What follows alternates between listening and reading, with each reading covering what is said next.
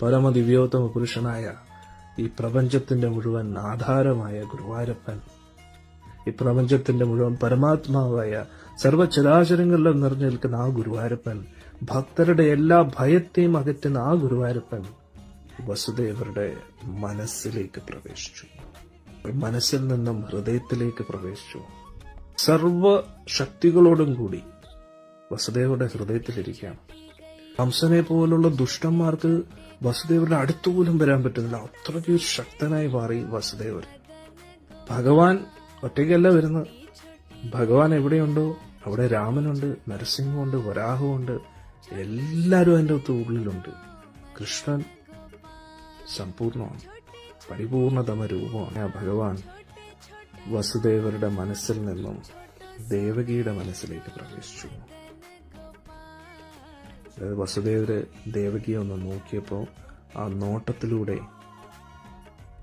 ദേവകി അമ്മയുടെ മനസ്സിലേക്ക് പ്രവേശിക്കാം. ദേവി അതീവ സുന്ദരിയായിട്ട് മാറി. ഈ പ്രപഞ്ചത്തിന്റെ മുഴുവൻ അടിസ്ഥാനം, സർവകാരണകാരകനായിട്ടുള്ള ആ ഭഗവാൻ ദേവകി അമ്മയുടെ ഹൃദയത്തിലേക്ക് പ്രവേശിച്ചു.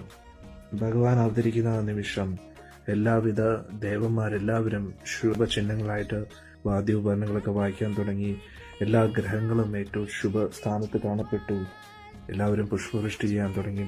ദേവലോകത്തു നിന്നും ചെറുതായിട്ട് മേഘങ്ങളെല്ലാം ഒത്തുകൂടി ചെറുതായിട്ട് ഇടിവെട്ടാൻ തുടങ്ങി.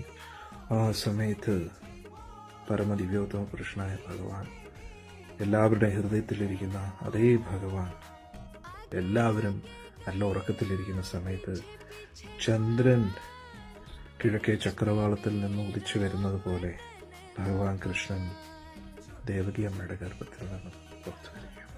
ശംഖചക്ര ഗതാപത്മത്തോടു കൂടിയുള്ള 4 കൈകളും, ഭഗവാന്റെ വക്ഷസ്ഥലത്ത് ശ്രീവത്സവും, ഭഗവാന്റെ കഴുത്തിൽ കൗസ്തുഭമണിയും, പീതാംബരം ധരിച്ച് കാർമുകിൽ നിറത്തോടു കൂടി കൊച്ചുകുട്ടിയായിട്ടാണ് വരുന്നത്. പക്ഷെ ആ കൊച്ചുകുട്ടിക്കും 4 കൈകളോട് കൂടിയാണ് വരുന്നത്.